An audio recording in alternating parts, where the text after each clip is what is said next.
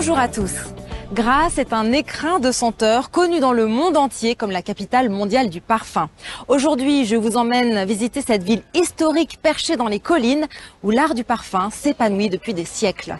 Au sommaire de cette émission, la découverte d'une grande maison de parfumerie, la rencontre avec un nez, la récolte des fleurs pour confectionner les parfums et une interview exclusive avec le maire de Grasse, Jérôme Viau.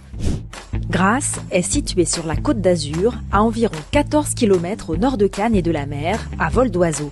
Fixée à flanc de montagne, ces panoramas sont à couper le souffle.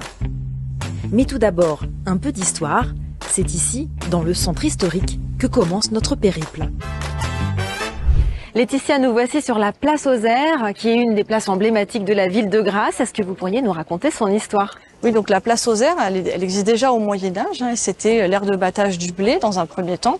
Et assez rapidement, c'est devenu le quartier des tanneurs. Grâce à l'eau de la Foux, on pouvait produire les cuirs ici même. Et donc l'industrie du cuir va être importante jusqu'à la fin du XVIIIe siècle. Et en parallèle de cette activité, puisque c'était pas la seule, on avait également les gants parfumés, qui sont introduits à partir du XVIe siècle. Voilà. Et ça va faire aussi la fortune de la ville de Grasse. Et donc c'est comme ça qu'a commencé l'histoire du parfum à Grasse. Exactement, puisqu'en fait, à travers les gants parfumés, on va s'intéresser aux plantes, à la manière d'extraire les odeurs, et petit à petit, on va avoir des petites usines qui apparaissent dans la ville, avec des parfumeurs aussi qui se spécialisent ici même. Et maintenant, direction un site incontournable à visiter, la cathédrale Notre-Dame du Puy de Grasse. Cette ancienne cathédrale catholique romaine, dont la construction daterait du XIIIe siècle, est en pierre blanche calcaire appelée pierre de la Turbie. Elle a pour particularité d'abriter plusieurs chefs-d'œuvre de la peinture, notamment 3 œuvres attribuées au peintre flamand Pierre-Paul Rubens. Ou encore, une toile du peintre grassois Jean-Honoré Fragonard datant de 1754, appelée le lavement de pied, qui est l'une des rares œuvres religieuses de l'artiste, plus connue pour ses scènes galantes. Mais ce qui a fait la notoriété de Grasse, c'est bien sûr le parfum. Partons maintenant à la découverte du parfum de Grasse, en commençant par une étape cruciale, la cueillette des fleurs. Dans ce jardin sont cultivées les plantes emblématiques du pays de Grasse. La rose centifolia, la tubéreuse et bien sûr le jasmin qui s'épanouit pleinement dans cette terre avec une production de près de 600 kg. Le domaine senteur de jasmin, c'est précisément le nom qui a été donné à ce jardin d'exception, exploité par Pierre Chiarla depuis 2018. Bonjour Pierre. Bonjour. Comment ça se passe alors, la récolte du jasmin ? C'est tous les matins, on va venir cueillir les fleurs qui ont éclos pendant la nuit et on va commencer la récolte début du mois de juillet et on va aller jusqu'à fin octobre. D'accord. Tous les jours. C'est une fleur qui est assez fragile et délicate, donc on va la cueillir à la main, une à une, et il vous faut entre 7 à 10 000 fleurs pour faire 1 kg de jasmin. Et si vous voulez faire de l'absolu, vous allez avoir besoin de 800 kg à 1 tonne de fleurs de jasmin pour faire l'absolu, qui va se retrouver dans la composition des parfums à base de jasmin, grandiflorum. D'accord, oui, on imagine que c'est des quantités de fleurs. Ça fait beaucoup de fleurs cueillies une à une. Alors comment ça se cueille justement le jasmin ? Pour cueillir la fleur de jasmin grandiflorum, c'est tout simple. Il suffit juste d'aller délicatement la saisir à la base et vous tirez comme ça et c'est cueilli. Tout simplement. Voilà. D'accord. Et elles sont délicieusement bon. Alors je sais que toutes les maisons de parfum du monde entier viennent à Grasse pour se fournir en fleurs. Comment expliquer le succès du pays de Grasse ? C'est le climat, le terroir, on va dire, qui est particulièrement propice pour la plante, notamment le jasmin, la rose ou la tubéreuse. Et du coup, ça nous permet d'avoir une fleur qui se démarque par rapport aux fleurs produites ailleurs dans le monde. Et ce qui fait un petit peu le côté prisé des grandes maisons de parfumerie pour la fleur du pays grassois. Ce qui fait que tout le monde vient à Grasse pour chercher des fleurs. Pour chercher une fleur d'exception. Merci Pierre. De rien. Et bonne récolte. Merci, au revoir. Au revoir. Chaque jour, 3 à 4 personnes récoltent à la main, une à une, les fleurs de jasmin dans ce champ de 2 hectares. De nouvelles petites fleurs blanches se formeront durant la nuit et seront récoltées le lendemain durant toute la saison. Les fleurs seront ensuite utilisées par les grandes marques de parfums françaises et internationales. Nous sommes devant le temple de la parfumerie. Ici, l'histoire du parfum, de l'Antiquité à nos jours, est retracée dans une mise en scène exceptionnelle. Ce musée est une véritable immersion dans l'art et l'industrie du parfum et montre comment Grasse a joué un rôle clé dans cette épopée. Cécilia, le musée international de la parfumerie de Grasse est un lieu exceptionnel. Je crois que c'est le seul musée public entièrement dédié à la parfumerie.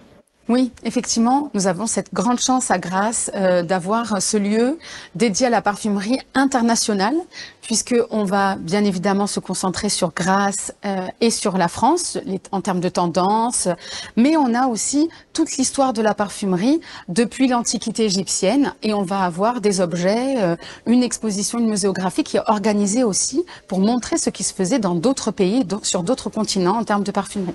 Oui, parce que Grasse s'est positionné très tôt, je crois, dès le XVIIe siècle en tant que centre névralgique de la parfumerie mondiale. Et aujourd'hui, son influence continue de rayonner dans le monde entier. Oui, bien sûr. L'histoire de Grasse est intimement liée avec l'histoire de la parfumerie.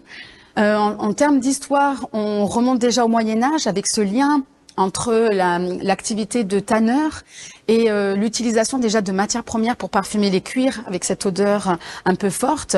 Mais c'est vraiment au XVIe et surtout au XVIIe qu'on va avoir un véritable essor de cette activité, en particulier à Grasse. Et bien sûr, le XVIIIe, le XIXe va continuer de développer cela. On va aller chercher les matières premières ailleurs et venir les travailler ici parce qu'il y a une technicité assez particulière, qu'elle soit en distillation ou en extraction. Je vous propose qu'on poursuive la visite ensemble. Je vous suis. Alors, on va retrouver ici toute une ligne du temps dédiée aux flacons les plus emblématiques et les plus iconiques du XXe siècle. Toute cette ligne du temps nous montre ces différentes tendances qui ont emmené jusqu'à la parfumerie d'aujourd'hui. L'univers du parfum s'expose à travers de fabuleux objets venus de Grasse, mais aussi des 5 continents. Parmi les pièces phares, le nécessaire de voyage de la reine Marie-Antoinette, ou encore cet ancien brûle-parfum de bronze venu d'Asie, un voyage sensoriel dans l'espace et le temps. À Grasse, les 3 principales parfumeries ont toutes un nom qui finit par art. Molinard, Gallimard et Fragonard. Toutes peuvent se visiter aujourd'hui. Fondée en 1849, Molinard est l'une des plus anciennes et prestigieuses parfumeries de Grasse. Ensemble, nous allons apprendre aujourd'hui comment fabriquer un parfum de A à Z. Nous voici au distilloir de Molinard, au milieu des alambics en cuivre qui servaient à la distillation des fleurs. Marie, est-ce que vous pourriez nous expliquer comment on fait un parfum? Comment on passe des pétales de rose, par exemple, au parfum? Alors pour passer des pétales de rose à un parfum, traditionnellement on pratique en parfumerie les distillations à la vapeur d'eau chaude. C'est une technique simple, naturelle et rapide. Il suffit de remplir l'alambic de rose fraîche, de refermer, d'envoyer de la vapeur d'eau bien chaude. Ça va créer une vapeur parfumée des effluves de rose qui va remonter par condensation par le haut dans le col de cygne, vapeur qui redeviendra liquide grâce à un grand serpentin réfrigérant. Ce qui fait qu'à l'arrivée dans votre essencier, vous aurez une essence de rose que vous allez conserver, laisser reposer. Elle va ensuite se séparer en 2 parties distinctes. L'eau qui restera en bas, l'huile en haut. Vous enlevez l'eau, vous gardez l'huile essentielle. Donc là, on parle d'un savoir-faire traditionnel. Comment Molinard produit-il ses parfums aujourd'hui? Chez Molinard, on utilise la distillation à la vapeur d'eau chaude depuis 175 ans, donc depuis la création de la maison. Nous utilisons toujours cette technique de distillation. En revanche, maintenant, les alambics ne sont plus dans un joli cuivre. Maintenant, la différence, c'est que tous les alambics sont en inox ou en aluminium. Le cuivre, à cause de son oxydation, noircissait énormément les essences et de fait, les parfums se conservaient à l'époque beaucoup moins bien. La différence par rapport avec les parfums d'autrefois, c'est que maintenant, comme beaucoup de parfumeurs, nous utilisons parfois des molécules de synthèse lorsque nous n'arrivons pas à avoir des essences naturelles. Tout ce qui est ambré, musqué, qui venait de l'animal autrefois est maintenant synthétique, de même que pour les odeurs notamment qui rappellent les embruns marins. D'autres techniques d'extraction sont utilisées en parfumerie, comme l'enfleurage, qui consiste en l'absorption d'une huile essentielle par des corps gras. Ces extraits de plantes seront ensuite utilisés par les nez pour créer des parfums. Et nous allons tout de suite voir comment. Didier Gaglowski est ce qu'on appelle un nez, c'est-à-dire un artiste qui transforme des matières premières en parfums. Mais comment fait-il? C'est ce que nous allons découvrir ensemble. Didier Gaglewski, merci de nous accueillir dans votre boutique, dans le centre de Grasse. Expliquez-nous ce que c'est qu'un nez. Eh bien, le métier de nez a plusieurs composantes. La première, c'est d'avoir une vraie bibliothèque pour reconnaître toutes les matières premières. Et il doit bien sûr aussi proposer des créations originales qui correspondent à l'ère du temps, qui soient belles. Et concrètement, comment est-ce qu'on passe des matières premières à un parfum? Eh bien, il suffit d'avoir une idée mentale. Donc, c'est comme si on sentait le parfum dans la tête. À partir de ça, on peut commencer à écrire une formule, comme une recette de cuisine. On va la mélanger, on va comparer avec ce qu'on imaginait, et après, on va l'enrichir jusqu'à obtenir quelque chose qui corresponde à ce qu'on souhaitait et qui soit beau. Didier Gaglewski imagine, avec patience et humilité, des fragrances originales et contemporaines. Ses compositions élaborées dans sa petite boutique grassoise séduisent les touristes de passage et l'ont déjà fait connaître dans le monde entier. Et maintenant, direction l'hôtel de ville de Grasse, situé dans un ancien palais épiscopal du XIIIe siècle. Maire de Grasse depuis 2014 et fondateur en 2023 du Club des maires des villes de la parfumerie, Jérôme Viau nous accueille dans son bureau. Le secteur parfumerie, arômes et cosmétiques représente environ 5000 emplois directs à Grasse et je crois 10 000 emplois indirects. Pourriez-vous nous parler de cette spécificité de la ville de Grasse et de son dynamisme industriel? Oui, la ville de Grasse a depuis toujours porté ces éléments de savoir-faire, de transformation de la plante à parfum autour de la naturalité. C'est une spécificité à Grasse que l'on cultive. Et sur le plan régional, national, européen et mondial, Grasse est connue autour du luxe, autour de la parfumerie, autour de la cosmétique et autour des produits naturels. C'est quelque chose qui irrigue le territoire. Toutes les grandes maisons sont ici et revendiquent cette appartenance au territoire. Pourriez-vous nous parler des relations entre Grasse et la Chine? Ces relations, elles ont commencé avec Kunming, qui est une ville dans le Yunnan qui fait 7 millions d'habitants. Une ville qui a cette spécificité de la fleur. Et donc on a commencé à créer une charte de jumelage qui précède le jumelage officiel, dans lequel je me suis déplacé pour aller à la rencontre des habitants de Kunming, des autorités, et dans lequel nous avons voulu proposer un musée international de la parfumerie itinérant qui irait là-bas et qui présenterait les techniques d'extraction, de transformation, l'histoire du parfum aussi, et on a reçu un très bel accueil. Ce lien avec la Chine, pour nous, il est important à plus d'un titre. D'abord pour aller à la rencontre de ce pays, qui est un pays en plein développement, une émergence, avec beaucoup de personnes qui sont concernées, et puis aussi la volonté de créer des passerelles touristiques entre Grasse et ses destinations. On a envie de recevoir des Chinois ici dans notre ville, créer aussi des passerelles avec l'enseignement supérieur, où on a fait un campus universitaire dans le cœur de ville.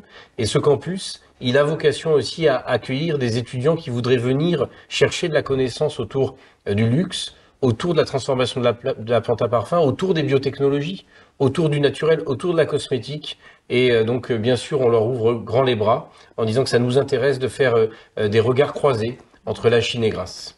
Merci, monsieur le maire. Avant le Covid, la maison Fragonard recevait 300 000 touristes chinois par an dans ses boutiques à travers la France. Avec l'interruption des voyages, l'entreprise a dû s'adapter. Grâce à l'e-commerce, elle a maintenu un lien avec ses clients chinois. Il faut dire que le marché chinois du parfum s'est énormément développé ces dernières années. Cyprien Fabre, parlez-nous des relations entre Fragonard et la Chine aujourd'hui. Les relations que nous entretenons avec la clientèle chinoise sont multiples. Elles sont surtout culturelles, je dirais. Elles ont commencé par la culture, puisqu'il y a déjà une quinzaine d'années, nous avions des touristes chinois qui nous rendaient visite pour découvrir le savoir-faire de la parfumerie, qu'ils savaient être intimement liés à la France. Mais elles sont d'autant plus culturelles cette année, car nous avons enfin ouvert notre première exposition dans un lieu à Hangzhou, qui se trouve à côté de Shanghai, où nous avons 800 mètres carrés d'exposition dédiée à la culture du parfum. Le marché chinois de la parfumerie se développe très vite ces dernières années. Est-ce que vous pourriez nous en parler? Alors, il est vrai que ce marché chinois du parfum a énormément évolué. Il y a 15 ans, il était quasi inexistant. Les Chinois qui achetaient nos produits ne les achetaient pas pour les utiliser, mais plus pour les exposer comme un souvenir de leur voyage en France. Aujourd'hui, on voit qu'ils utilisent vraiment, surtout les jeunes générations, le parfum. Et on voit même qu'il y a de plus en plus de créateurs de parfums qui viennent dans nos écoles, à Grasse ou en France de manière générale, dans nos écoles de création de parfums, pour se faire former et ouvrir eux-mêmes leur marque de niche de parfums en Chine. L'UNESCO a reconnu il y a quelques années les savoir-faire autour de la parfumerie grassoise. Qu'est-ce que ça a changé? Ça a, je dirais, renforcé énormément l'appétence de la clientèle chinoise pour Grasse. Et on le voit bien maintenant, quand les clients chinois viennent chez Fragonard, par exemple, ils nous demandent le détail de ces 3 savoir-faire. Le premier savoir-faire, la culture des plantes à parfum, et chez Fragonard, nous sommes très fiers d'avoir nos champs de fleurs, donc de roses, de jasmin, de tubéreuse. Le deuxième savoir-faire, c'est la connaissance des ingrédients et la transformation de ces ingrédients. Donc comment on passe d'une fleur à une huile essentielle. Et le troisième, c'est l'art de la création de parfums. C'est l'art que nous avons chez Fragonard depuis une centaine d'années de, à la base, avec les meilleures matières premières, créer les plus beaux accords olfactifs pour faire des très beaux parfums que justement la clientèle chinoise adore chez nous.